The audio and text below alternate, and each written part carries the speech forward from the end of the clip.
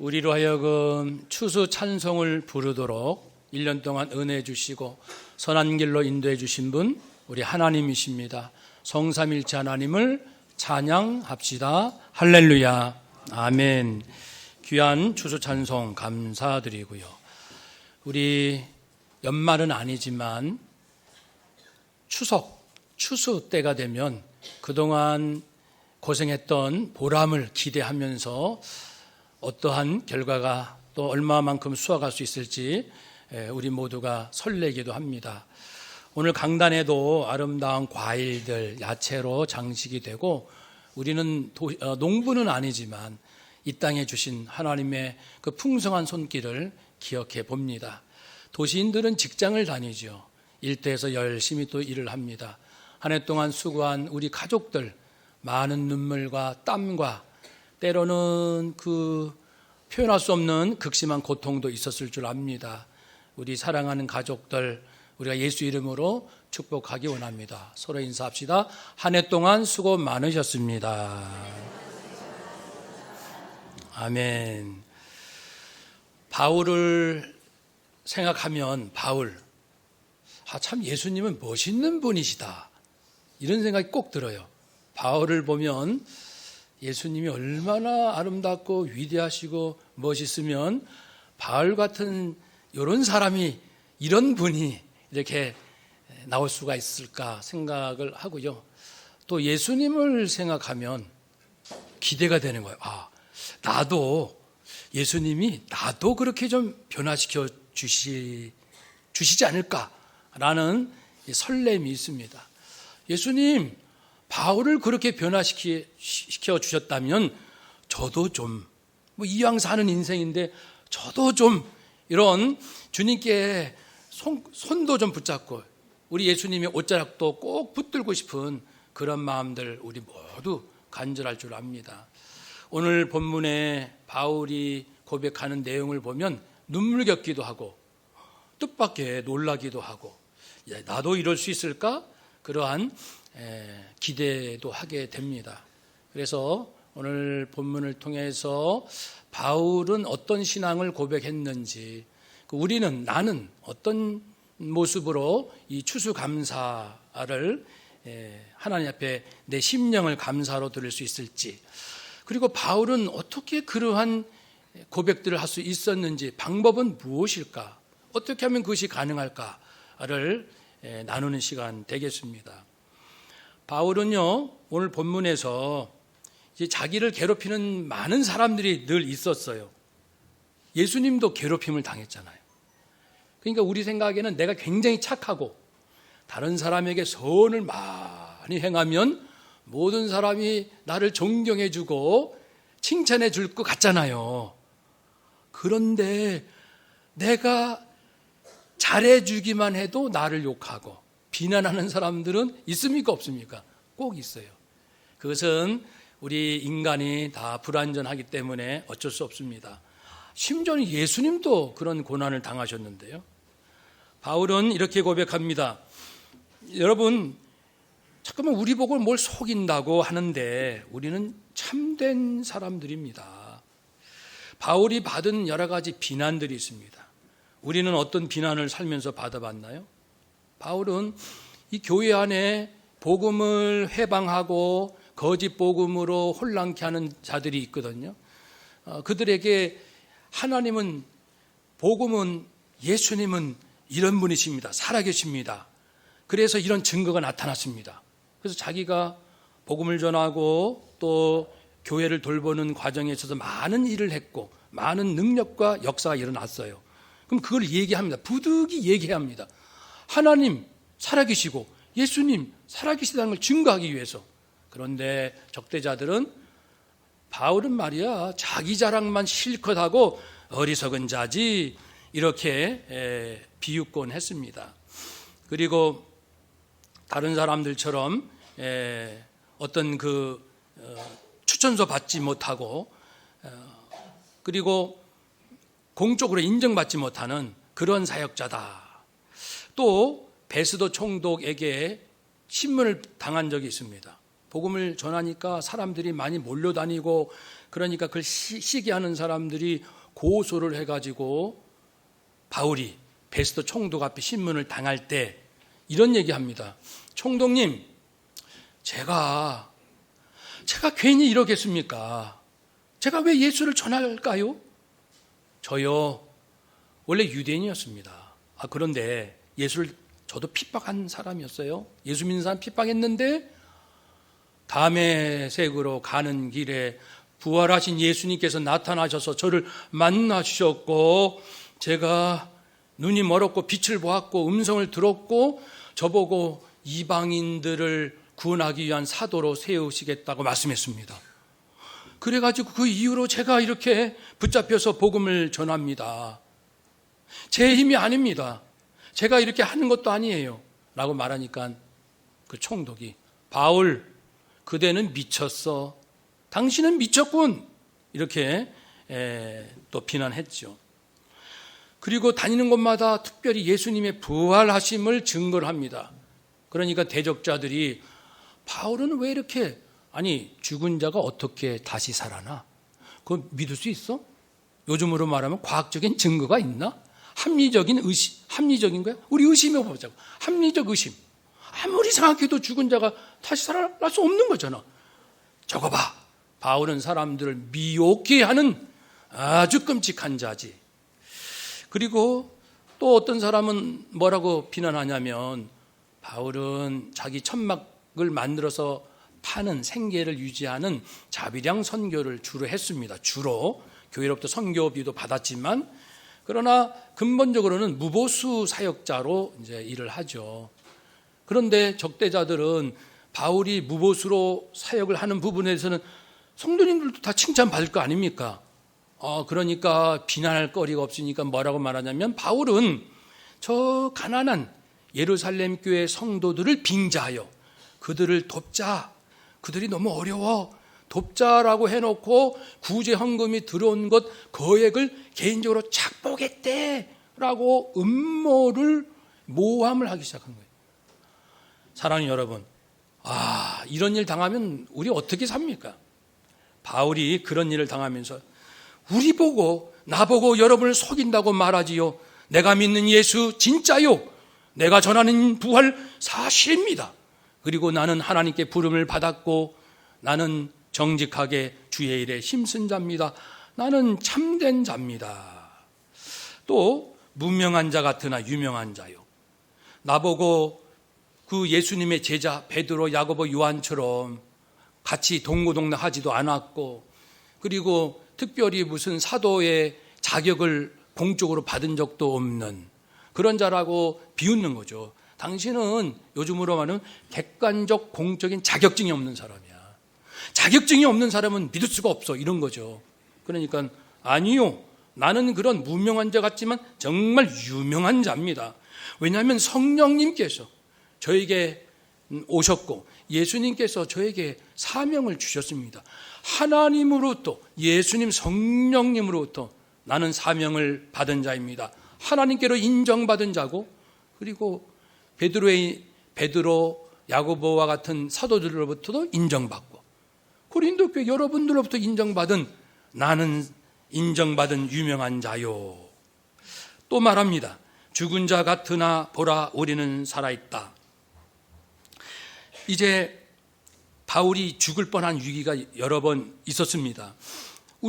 내가 생명 걸고 예수님을 전하고 사랑을 전하고 생명을 전하고 구원을 전할 때 사실은 나는 살아있는 거예요.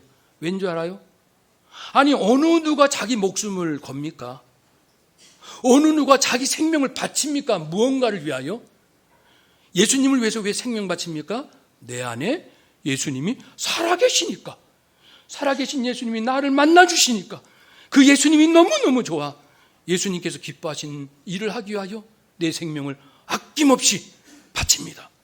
내가 죽기를 각오하는 것은 내 안에 예수님이 살아계신 증거요. 오히려 이렇게 고백을 하죠. 사랑하는 여러분, 내가 많은 시련과 고난을 받으니까 사람들이 나를 비웃습니다. 바울은 죄가 많아. 예수 믿는 사람들 많이 핍박했잖아. 그러니까 저런 하나님 앞에 벌을 받는 거라고. 바울은 실제로 옥에 갇히고 매도 수없이 맞고 여러 번 죽을 뻔하고 40에 가만 매 39대씩 5차례 맞고 3번 태장 맞고 1번 돌로 맞고 3번 파선하고 일주일을 깊은 바다에 지냈으며 강의 위험, 강도의 위험, 동족의 위험, 이방인의 위험, 신의 위험, 광야의 위험, 바다의 위험, 거지 형제의 위험, 줄이고 목마르고 헐벗고 여러 번 자지 못하고 이런 고통이 정말 많았어요. 근데 인간적으로 생각하면요, 우리도 아니 하나님께서 그렇게 사랑하는, 어떻게 예수님은 그렇게 사랑하는 자기 종 바울에게 그렇게 큰 시련을 주실 수가 있을까? 우리도 사실은 의아할 정도의 그런 일상적인 일은 아니지 않습니까? 사람들이 죄가 많아서 그래 욥을 비난했던 친구들처럼, 그렇지만은 징계를 내가 받지만 여러 가지 어려움을 당하지만 죽임을 당하지 아니하고 내가 저주받는 게 아니에요. 나를 바르게 세우시려고, 나를 바르게 세우시려는 하나님의 사랑입니다. 내가 받은 징계는 하나님의 사랑입니다. 한번 더 합시다. 내가 받은 징계와 어려움은 나를 세우시는 하나님의 선물입니다. 아멘. 그럼 바울은 그걸 분명히 알고 있었던 거예요. 근데 사실 이 정도로 고백할 수 있는 사람은요, 하나님 앞에 마음이 깨끗해야 돼요. 거짓으로 할 수는 없어요, 이런 고백을요. 진정으로 마음이 청결하니까, 물론 100%는 아니겠지만 그 진정성이 있기 때문에 담대하게 고백할 수 있는 거예요. 저는 이번 다니엘 기도회 강사 중에 어느 한 목사님이요, 고백하는 중에 충격받은 게 있어요. 그분 정말 훌륭한 분이거든요. 말씀의 사람이다 라고 할 정도로 말씀을 사랑하는 분인데, 어떤 일로 인해서 다 믿는 자로부터 또 당하는 거죠. 수치를 당하는데, 수치. 여러분, 사람이 견디기 가장 어려운 감정이 수치심이라고 합니다. 수치심. 수치를 당하면 사람은 살 수가 없어요. 수치를 당하는데 얼마나 힘들었던지 3개월 동안 하루에 30분밖에 못 잤다 그랬어요. 제가 잘못 들었나 모르겠어요. 여러분도 들으셨을 거예요. 맞죠? 3개월 동안 하루 30분씩 못 잤다. 왜냐하면 수치심 때문에 너무 분하고 너무 고통스럽고, 그러면서 그분이 그 말씀하면서 자기 몸을 막 쥐어뜯잖아요. 막 울면서. 그래서 여기 가면은 21명의 강사 사진 있잖아요. 누구인지 보시면 알아요. 울면서 찍은 사진이 있어요. 그래서 저는 맨 처음에 볼 때 이분은 이 사진을 꼭 이렇게 울면서 찍은 것 같다. 정말 울면서 찍은 사진 같아요. 증거하면서도 계속 울었잖아요. 그분 눈물로, 수건으로 눈물 닦으면서 증거해요. 너무너무 수치심. 그래서 제가요, 그 부분에 충격받아서 가만히 생각해 봤어요. 얼마나 큰 수치를 당했으면, 억울하고 분했으면 하루 30분밖에 못 자요. 3개월 동안 가슴 아프고 쓰리고, 그러면서 그분은 예수님이 당한 수치를 깨달은 거예요. 나를 구원하시기 위하여 예수님이 대신 채찍에 맞으시고, 아니 세상에 생각해 보세요. 왕이 수염 뽑히는 것도 수치스러운데 하나님의 아들 예수 그리스도께서 어떻게 채찍을 맞으시고, 누군가가 그냥 주먹으로 얼굴을 날리고 침을 뱉고, 그런 수치를 어떻게 있을 수 없잖아요. 그러면서 그 목사님이 예수님께서 나를 구원하시기 위하여 당신께서 당하신 그 수치, 그것을 깨달은 거예요.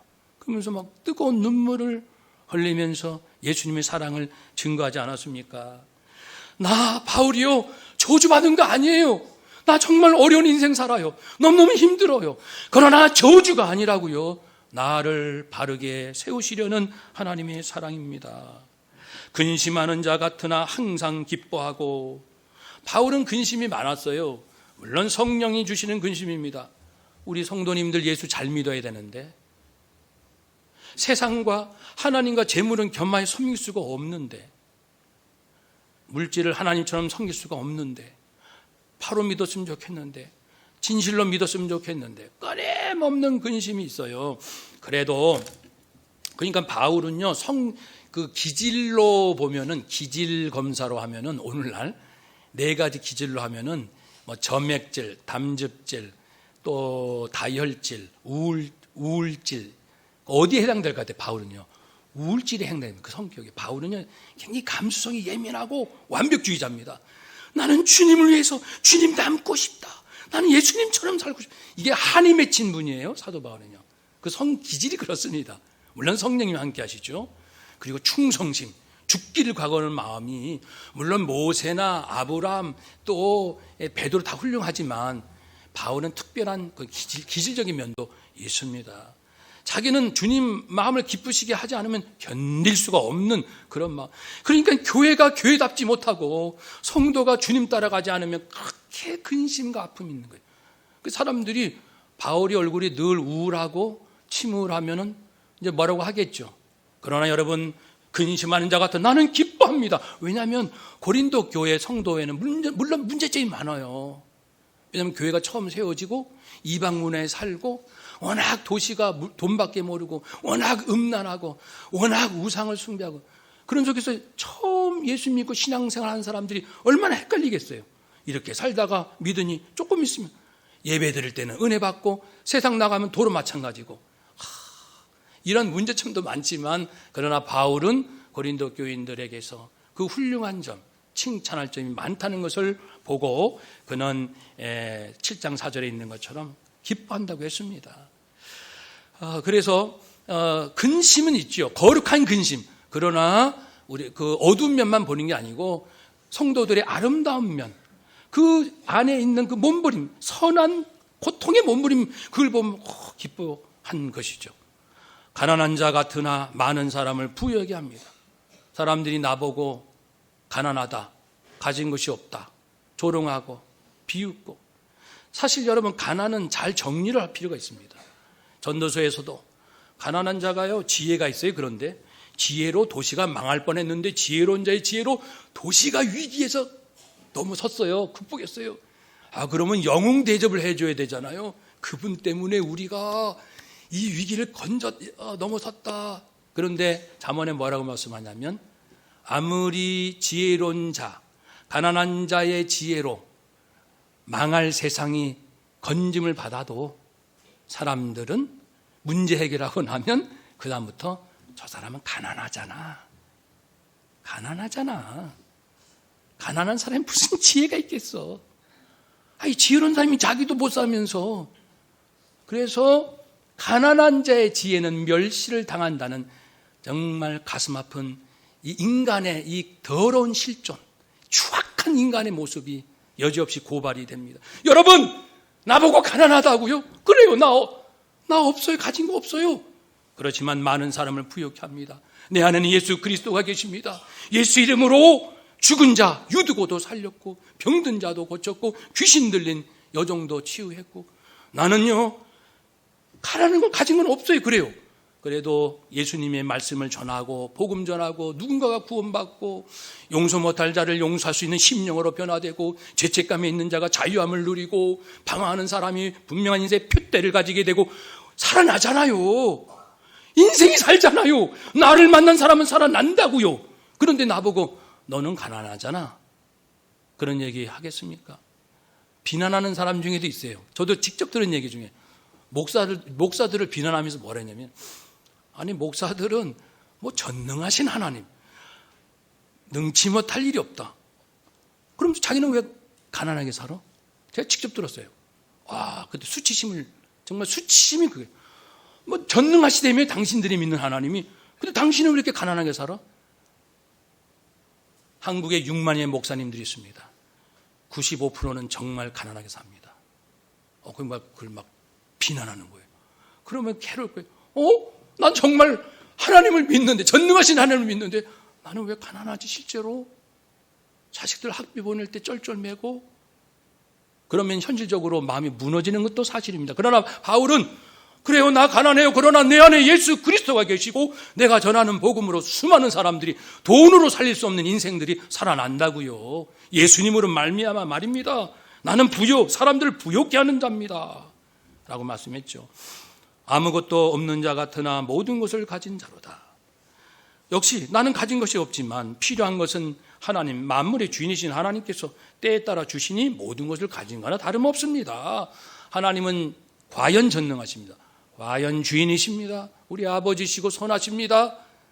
하나님께서 판단하셔서 이 자에게 이것이 필요하다라고 생각하시면 하나님 불가능을 가능케 하시는 것은 여전히 오늘날 일어나는 역사입니다. 다니엘 기도 여러 강사들의 간증을 보세요. 도저히 자기 힘으로 할 수 없는 거, 자기 힘으로 했다가는 실패했지만은 포기하고 주님 앞에 나왔을 때 사람 힘으로 할 수 없는 일들을 능히 행하는 것을 볼 수 있습니다. 여러분, 그래서 하나님 앞에 가면요, 나 할 수 있어. 근데 못하게 하셔요. 나는 죽어도 못해. 근데 하게 하셔요. 왜 그럴까요? 사람의 교만을 꺾으시고 사람이 인생의 주인, 역사의 주인이 아니라는 것을 깨우쳐 주시라고 조금만 교만하면 무너지게 하시고요. 낙심한 자 이렇게 세워주시고요. 우리 하나님도 바쁘십니다. 얼마나 하나님하고 친해지면요, 그런 감정들을 많이 나누게 돼요. 성령님 정말 수고 많으셔요. 저 같은 제가 봐도 돌아서면 죄성이 있는 성령님 참 고생 많으십니다. 예수님, 천국에 계신 예수님, 염치 없지만 또 한 번 좀 도와주시고요, 용서해 주세요. 저도 늘 그렇게 살죠. 아무것도 없는 자 같으나 모든 것 필요하면 하나님이 주시는 줄로 믿습니다. 우리가 어떻게 구원받아요? 자격이 있나요? 공로가 있나요? 착한 일 많이 해서 구원받았습니까? 구원할 자를 구원하신다고 했습니다. 구원은 하나님께 있다고 했습니다. 우리의 노력으로 구원받는 게 아니에요. 하나님께서 어쩌면 예수님이 구원받을 자를 찾아다니신다 그러죠. 찾아서 삭개오 여리고성에 이미 의도적으로 들어가신다고 했고, 삭개오야 네 집에 내가 꼭 들어가야겠다. 아니 슬쩍 지나가는 분이 어떻게 꼭 갑자기 그 말, 그리고 나는 찾으러 왔다 죄인들을. 그런 것처럼 예수님은 지금도 구원받을 자를 찾으시니 그뿐 아니라 하나님께서 필요하다 생각하시면 우리가 구하는 것을 들어주실 줄로 믿습니다. 그러니 하나님 앞에 모든 것이 있다라고 고백을 합니다. 어떻게 이런 일들이 가능해요? 우리도 이렇게 살고 싶지 않아요? 누가 나를 비난할 때 나 하나님께 인정받은 사람이에요. 저는요, 내 삶이 아무리 힘들고 어려워도요, 내 삶을 통해서 예수님이 살아계신다는 그 증거가 드러난다고요. 때로는 징계와 고난이 있어도 그걸 통해서 나는 바르게 세워져 갑니다. 이런 한 가지 한 가지를 이 사과, 대추, 밤, 바나나처럼 이 추수감사주의를 말해서 예수님, 하나님께 인정받은 것 감사, 제 삶을 통해서 예수님 살아계신 것 드러나게 하신 것 감사, 나를 바르게 세워주심 감사, 밝은 것을 보고 기뻐하게 하심을 감사, 예수님을 전하게 하심을 감사, 공급자이신 하나님이 내 안에 계심을 감사, 내가 믿는 부활, 내가 믿는 예수님 참된 것을 감사, 이런 감사를 우리가 추수의 예물로 드리고요. 바울이 이렇게 변할 수 있었던 것은 고린도후서 4장 5장에 보면 5가지가 나와요. 한 번씩만 말씀을 드릴게요. 나중에 꼭 읽어보시고. 첫 번째, 어떻게 바울이 이런 사람이 되었는가? 하나님의 영광을 보았다고 했습니다. 하나님의 영광을. 4장 6절 고린도후서 나중에 보세요. 4장 6절 하나님의 영광을 보았습니다. 하나님의 영광을 본 사람은요, 세상을 초월합니다. 두 번째, 자신의 영광, 장차 자기가 받을 영광, 왕노릇 할 수 있는 권세, 예수님의 보좌 옆에 나란히 앉는 그 영예로움, 그 영광, 영생을 그는 보았기 때문이고, 세 번째는 부활. 예수님께서 나를 위해서 죽으시고 나를 위해서 다시 살아나시고 예수 생명, 예수를 위하여 죽은 자 예수 안에서 다시 살도록 하신다고 했습니다. 우리 살아있는 자가 항상 예수를 위하여 죽음에 넘겨진 것은 예수의 생명이 또한 우리 죽을 육체에 나타나게 하려 합니다. 부활케 하려 합니다. 예수 생명 받은 자 부활. 바울은 부활이 너무나도 강력했어요. 왜냐하면 부활하신 예수님을 만났기 때문에. 우리도요, 신앙생활 복잡할 거 없어요. 부활하신 예수님 한 번 만나면요, 인생 바뀝니다. 상상 좀 해보세요. 상상해보세요. 부활하신 예수님을 만난다면 어떻게 우리가 달라질지. 그러나 부활하신 예수님을 직접 본 사람은 별로 없어요. 있긴 있지만 믿음으로 보라는 겁니다. 보지 않고 믿는 자가 더 복되도다. 또한 네 번째, 바울은요, 자기가 지금 여러 가지 시련을 당하지만 그 장차받을 영광, 부활, 그리고 네 번째는 나도 이제 나이도 들고, 옛날에는 60만 돼도 좀 많이 들었어요. 나이도 이제 들면 쇠약해지고, 그렇지만 내 심령은 날로 날로 새로워집니다. 예수님 사랑 날로 깊어지고, 다른 사람 대하는 태도가 또 새로워지고, 예수님 말씀이 또 깊이 깨달아지고, 사람을 만나도 마음이 새로워지고, 밥 한 술 떠먹어도 마음이 새로워지고, 하늘을 쳐다봐도 감격이 되고, 날마다 심령이 살아나는 요 네 번째가 바울 안에 있다고 말씀합니다. 그러므로 우리가 낙심하지 아니하노니 우리의 겉사람은 낡아지나 우리의 속사람은 날로 새로워지도다. 그리고 마지막 바울은 5장 15절에 있는 것처럼 예수님이 나를 위해서 죽으신 것은 이제는 나를 위해 살지 말고 나를 위하여 죽으신 예수 그리스도를 위하여 살라. 내 인생의 목적은 예수 그리스도이니라. 이걸 분명히 깨달았기 때문이죠. 한번 더 합시다. 내 인생의 목적은 예수 그리스도. 아멘. 하나님의 영광을 경험하고 나의 영광을 소망하고 부활에 확신하며 아무리 내 몸과 마음은 힘들고 어려워도 속사람은 날로 날로 은혜 충만, 그리고 새로워질 것이고, 내 인생의 목적은 죽으나 사나 먹으나 마시나 주님을 위하여. 이 5가지가 확실하게 역사하니까 당신 나 조롱했어? 가난하다고? 내가 징계받으니까 저주받은 거라고 나를 비웃는 거요? 내가 전하는 예수를, 부활을 전하니까 나보고 미쳤다고? 좋습니다. 그러나 정반대거든요. 오늘 말씀을 다시 한번 읽고 마치겠습니다. 우리 8장, 우리는 속이는 자, 우리 함께 읽겠습니다. 우리는 속이는 자 같으나 참되고 무능한 자 같으나 유명한 자요, 죽은 자 같으나 보라 우리는 살아있고, 징계를 받는 자 같으나 죽임을 당하지 아니하고, 근심하는 자 같으나 항상 기뻐하고, 가난한 자 같으나 많은 사람을 부유하게 하고, 아무것도 없는 자 같으나 모든 것을 가진 자로다. 아멘. 이런 살아있는 심령을 주님께 감사 예물로 드리는 추수감사 주일 되시기를 주의 이름으로 축복합니다. 아멘.